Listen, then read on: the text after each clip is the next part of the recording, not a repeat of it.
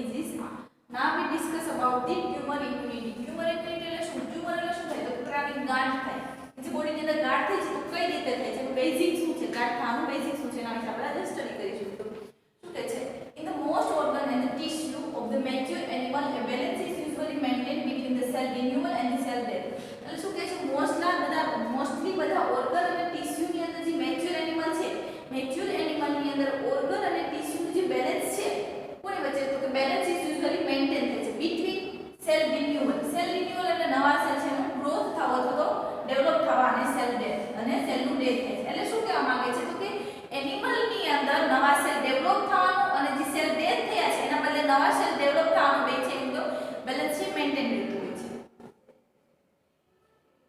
Various types of the mature cell in the body have the given lifespan. As these cells die, the new cells are generated by the proliferation and the differentiation of the various type of the stem. એટલે શું કહે છે?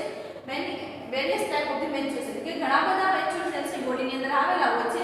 હવે તો given lifespan કે બધા જે cell છે એનો કોઈ લાઈફસ્પાન હોય છે. લાઈફસ્પાન એટલે શું? તો કે પર્ટિક્યુલર ટાઈમ હોય છે કે એટલા ટાઈમ ની અંદર પોતે ત્યાં એટલા ટાઈમ સુધી પોતે જીવિત રહી શકતા હોય.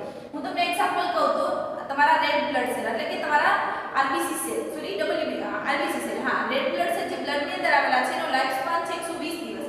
એટલે 120 દિવસ થઈ જાય એટલે એ સેલ છે ડેથ થઈ જાય અથવા તો ડાય થઈ જાય અને નવા સેલ છે ડેવલપ થાય છે. એટલે એક્ઝામ્પલ તરીકે મેં કીધું હતું પણ અહીંયા પણ એવું જ કહેવા માંગે છે કે બોડી ની અંદર ઘણા એવા મેચ્યોર સેલ છે કે જે બોડી ની અંદર શું એનો પર્ટિક્યુલર લાઈફ સ્પાન હોય છે એટલે કે એનો લાઈફ પીરિયડ હોય છે કે ત્યાં સુધી જીવતા રહી શકતા હોય. એટલે એનો લાઈફ પીરિયડ પૂરો થાય એટલે શું થાય? Life span as this cell die એટલે એ સેલ છે એનો ડેથ થઈ જાય છે અથવા તો ડાય થઈ જાય છે. જેના લીધે શું થાય છે? તો કે ન્યુ સેલ આર જનરેટેડ નવા સેલ છે એ બને છે કોના દ્વારા બને છે? તો કે બાય ધી પ્રોલિફરેશન. પ્રોલિફરેશન એટલે શું? એક પ્રકારની પ્રોસેસ છે કે ત્યાંથી નવા સેલ છે ડેવલપ થાય છે. હવે પ્રોલિફરેશન થઈ ગયા પછી ડિફરન્શિએશન થાય છે. ડિફરન્શિએશન એટલે નોર્મલ સેલ તરીકે રિએક્ટ કરવા માટેનો આખું પાથવે હોય છે. પાથવે પાસ કરવો પડે છે ત્યારે એનું આખું ડિફરન્શિએશન થાય છે of the various type of the stem cell. એટલે સ્ટેમ સેલ એક એવો સેલ છે કે ઈ સેલમાંથી બોડીના બધા જ ટાઈપના સેલ છે ડેવલપ થઈ શકે છે. બરોબર? તો મેઇન સેલ છે આમાંથી ઘણા બધા સેલ ડેવલપ થાય છે આને સ્ટેમ સેલ કીધું છે. ટ્યુમર ની અંદર શું થાય નોર્મલી? તો કે ટ્યુમર એટલે uncontrol mass of the cell. એટલે સેલનો એક માસ એવો જથ્થો ફોર્મ થઈ જાય. ધારો કે આ સિંગલ સેલ છે. બરોબર? બોડીને 20 થી 25 સેલની જરૂર છે કોઈ પર્ટિક્યુલર એક સેલની, પણ બોડીને આ કંટ્રોલ નથી રહેતો. કંટ્રોલ મિકેનિઝમ છે લોસ કરી દે છે બોડી, જેના લીધે સેલ છે એકદમ જથ્થો ફોર્મ થવા માંડે છે. બરોબર? આ રીતે આખું ગ્રો થવા માંડે છે. તો આ શું થયું? એક પ્રકારની તમારી ટ્યુમર થઈ.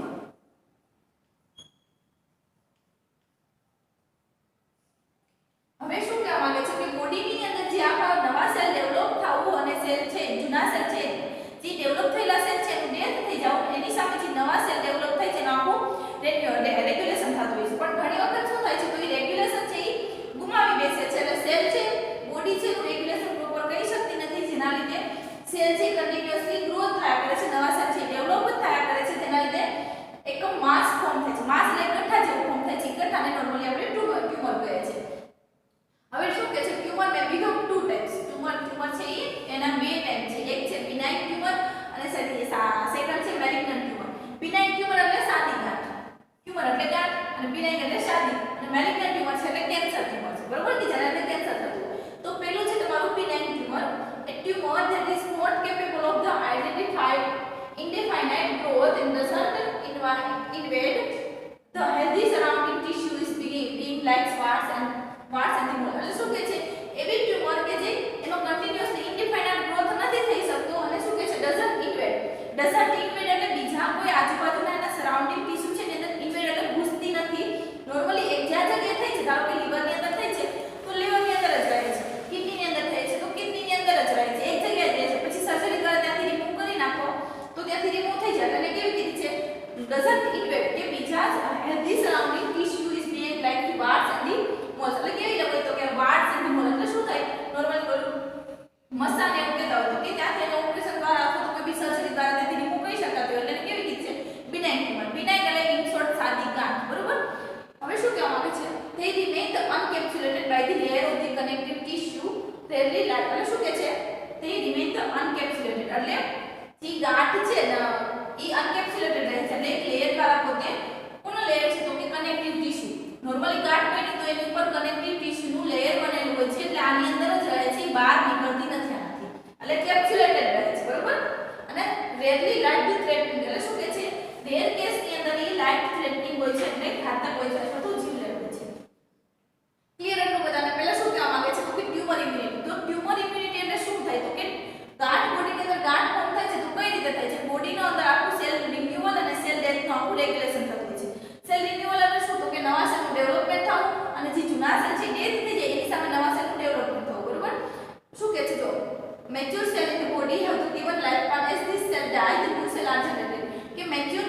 મેચ્યોર સેલ છે એનો પર્ટિક્યુલર લાઈફ સ્પાન હોય છે અથવા તો એની લાઈફનો ટાઈમ પીરિયડ હોય છે. પર્ટિક્યુલર ટાઈમ પીરિયડ ની અંદર સેલ ડેથ થઈ જાય છે અને એની જગ્યાએ નવા સેલ છે નું જનરેશન થાય છે. કોઈ કોના દ્વારા તો કે proliferation and differentiation of the various stem cell. એટલે સ્ટેમ સેલ છે મેઇન સેલ છે, મેઇન સેલ દ્વારા તમારું નવા સેલ છે ડેવલપમેન્ટ થાય છે અને એનું ડિફરન્શિએશન થાય છે. પછી ટ્યુમરના બે ટાઈપ હતા. પહેલું હતું બેનિન ટ્યુમર. બેનિન ટ્યુમર એટલે શાદી ગાંઠ. શાદી ગાંઠ કેવી હોય તો કે કેપેબલ ઓફ ઇનડિફાઇનાઇટ એટલે એનો ઇનડિફાઇનાઇટ એટલે કોઈ બી રોકી ના શકાય એવો કન્ટિન્યુઅસલી ગ્રોથ નથી થતો પણ એક ફિક્સ ગ્રોથ હોય છે. એટલે કેવું કીધું છે indefinite growth doesn't invade the healthy tissue. એટલે કોઈ આજુબાજુના જે હેલ્ધી ટિશ્યુ છે એની અંદર ઇન્વેડ થતી નથી. ઇન્વેડ એટલે ઘૂસતી નથી. તો એવી ટ્યુમર છે વાળ સંધિમાં મોલ્સ અને એનું એક્ઝામ્પલ છે ને નોર્મલ મસા કે કહી શકાય છે આવું સાદી ગાંઠ. તો remain unencapsulated by the layer of the connective tissue ને કનેક્ટિવ ટિશ્યુ દ્વારા પોતે અનકેપ્સ્યુલેટેડ રહે છે ને રેર કેસની અંદર પોતે લાઈફ થ્રેટનિંગ અથવા તો જીવલેણ હોઈ શકે. હવે સેકન્ડ છે તમારી મેલિગ્નન્ટ ટ્યુમર. મેલિગ્નન્ટ ટ્યુમરને કેન્સર ટ્યુમર પણ કહી શકાય. બરોબર? A tumor that continue to grow and become the progressively invading, destroying the normal tissue and the organ in which they appear is malignant. એટલે શું કહે છે કેવી ટ્યુમર મેલિગ્નન્ટ તો કે continue to grow. એનો ગ્રોથ છે એ કન્ટિન્યુઅસલી થતો જ હોય. માં કેવું હતું તો કે એનો ગ્રોથ છે એ ઇનડિફાઇનાઇટ નહોતો. અહીંયા એનો ગ્રોથ છે કેવો હોઈ શકે તો કે ઇનડિફાઇનાઇટ એટલે એનું કોઈ ફિક્સ જ હોતો નથી. કન્ટિન્યુઅસલી સેલ એક સેલમાંથી બીજા સેલ છે એનો ગ્રોથ થયા જ કરે છે. and become progressively invading and destroying the normal tissue. એટલે પ્રોગ્રેસિવલી એટલે કન્ટિન્યુઅસલી પોતે ઇન્વેડ થતી જાય છે. ઇન્વેડ એટલે શું તો કે મેલિગ્નન્ટ ટ્યુમર છે એ ધારો કે આ તમારા લીવરની અંદર થઈ છે. લીવરમાંથી પોતે નવી બ્લડ વેસલ બનાવશે. બ્લડ વેસલ દ્વારા કે આ કેન્સરના અથવા તો આ ટ્યુમરના જે સેલ છે ટ્યુમર એટલે એક પ્રકારના સેલ બરોબર સેલનો જથ્થો. તો એ ટ્યુમરના જે સેલ છે એ પોતાની નવી બ્લડ વેસલ બનાવશે. બ્લડ વેસલ દ્વારા બીજા ઓર્ગન લીવરમાં થઈ છે તો લીવરમાંથી નવી બ્લડ વેસલ બનાવશે અને કિડનીમાં પહોંચશે અને કિડનીમાં પણ પાછું નવી ટ્યુમર ફોર્મ કરશે. એટલે એને ઇન્વેડિંગ કીધું છે. અને ડિસ્ટ્રોય ધ નોર્મલ ટિશ્યુ અને એક જગ્યાએથી બીજી જગ્યાએ જાય છે જેના અંદર શું કરે છે ડિસ્ટ્રોય એટલે તોડી નાખે છે normal ટિશ્યુને and the tissue and the organ બરોબર in which they appear. એ જ્યાં પોતે જોવા મળે છે બધી ટિશ્યુ અથવા તો ઓર્ગન છે ને ડિસ્ટ્રોય કરી નાખે છે. તો એને કેવી કહે તો કે મેલિગ્નન્ટ ટ્યુમર કહે.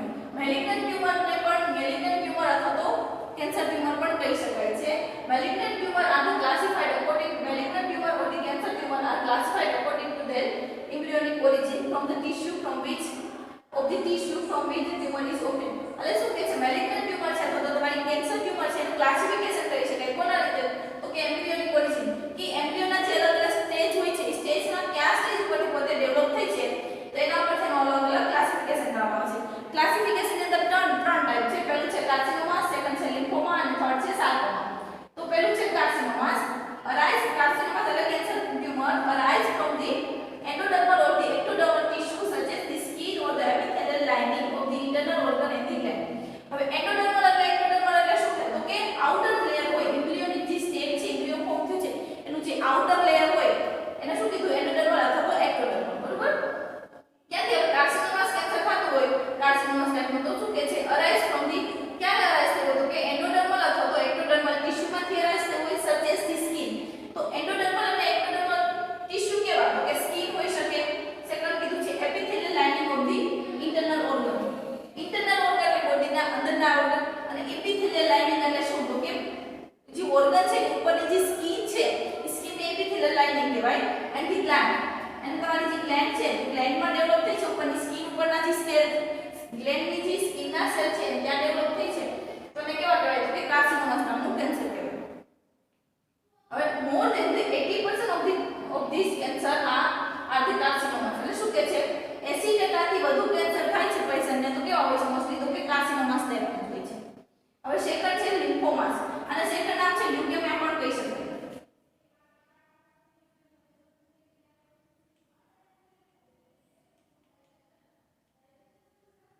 લ્યુકેમિયા લાઈક ટાઈપનું બ્લડ કેન્સર બરોબર. malignant tumor of the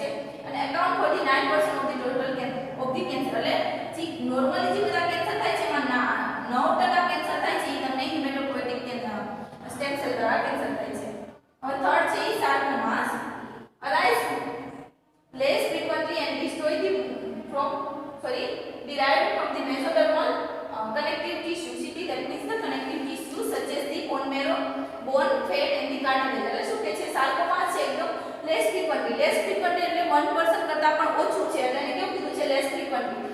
એટલે આ ટાઈપના કેન્સર છે એ થવાનું પ્રમાણ છે એકદમ ઓછું હોય છે એટલે લેસ ફ્રીક્વન્ટલી કીધું છે. અને ક્યાંથી ડિરાઈવ થાય છે તો કે ડિરાઈવ ફ્રોમ ધી મેસોડર્મલ. મેસોડર્મલ એટલે જે મિડલનું લેયર છે ઇમ્બ્રિયોનું જે મિડલનું લેયર છે એને મેસોડર્મલ કીધું છે. ત્યાંથી અરાઇઝ થાય છે કનેક્ટિવ ટિશ્યુ સજેસ તો કેવા તો કે બોન હોય, ફેટ હોય અથવા તો કાર્ટિલેજ. કાર્ટિલેજ દરેક પ્રકારનું સ્મૂથ મસલ છે. પહેલી હતી તમારી બિનાઇન ટ્યુમર હતી, સેકન્ડ છે મેલિગ્નન્ટ ટ્યુમર. મેલિગ્નન્ટ ટ્યુમર એટલે કેન્સર ટ્યુમર. કેન્સર ટ્યુમર કેવી હોય તો કે કન્ટિન્યુ ટુ ગ્રો એટલે કન્ટિન્યુઅસલી પોતે ગ્રો જ થયા કરે છે, બીકમ પ્રોગ્રેસિવલી ઇન્વેડિવ ટિશ્યુ એટલે પ્રોગ્રેસિવલી ઇન્વેડ થાય છે એટલે એક ટિશ્યુમાં પોતે ડેવલપ થઈ છે તો ત્યાંથી પોતાની નવી બ્લડ વેસલ બનાવશે અને બીજા ટિશ્યુની અંદર પોતે જશે. ટિશ્યુ અથવા તો ઓર્ગનની અંદર ત્યાં જશે અને ત્યાં પાછું પોતે નવો ગ્રોથ સ્ટાર્ટ કરશે અને એ જગ્યાએ પણ પોતે ટ્યુમર ફોર્મ કરશે. અને tissue and organ with the appear is malignant એટલે જે ટિશ્યુ અથવા ઓર્ગનની અંદર જાય છે કે પોતે પોતાની મેલિગ્નન્સી ફોર્મ કરે છે એટલે કેન્સર ટ્યુમર ફોર્મ કરે છે. Malignant tumour are classified according to the embryonic એટલે મેલિગ્નન્ટ ટ્યુમર છે એનું ક્લાસિફિકેશન ત્રણ રીતે કરવામાં આવ્યું છે on the basis of the embryonic origin.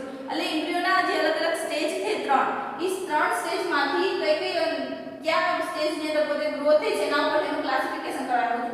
તો પહેલું છે કાર્સિનોમસ. કાર્સિનોમસ એટલે શું તો કે arise from the endodermal or the ectodermal tissue. કાં તો એન્ડોડર્મલ અથવા તો એક્ટોડર્મલ ટિશ્યુમાંથી ડેવલપ થઈ હોય અને એવા ટ્યુમર હોય તો એને કાર્સિનોમસ કહેવાય. સેકન્ડ છે લિમ્ફોમાસ અથવા તો લ્યુકેમિયા. તો લિમ્ફોમા અથવા લ્યુકેમિયા છે એ હિમેટોપોઇટિક સેલ છે અથવા તો બ્લડના સેલ છે અથવા તો બ્લડ સેલના લીધે કેન્સર થયું છે તો એને આપણે લ્યુકેમિયા કહી શકાય.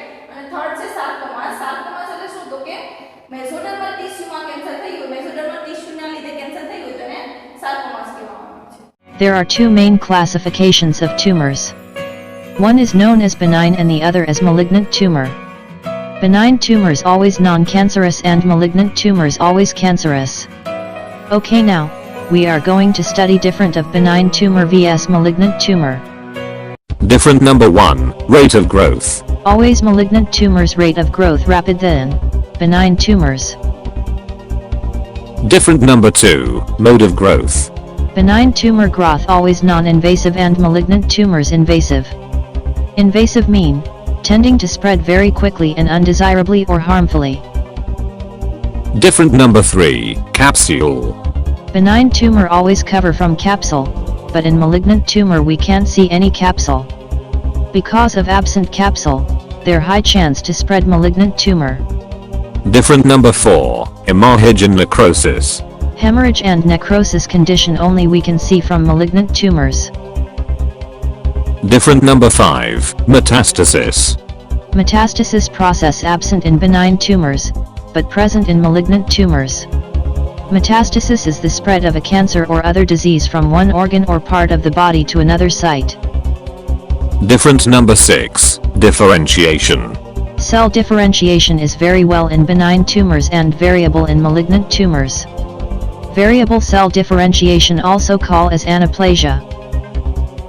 Different number 7, nomenclature. When we name benign tumor, use cell type and suffix call OMA, but when we name malignant tumor, use cell type and suffix sarcoma or carcinoma. Don't forget to subscribe me for update with more videos. Also you can be a my patron or sponsor and help me for more creations.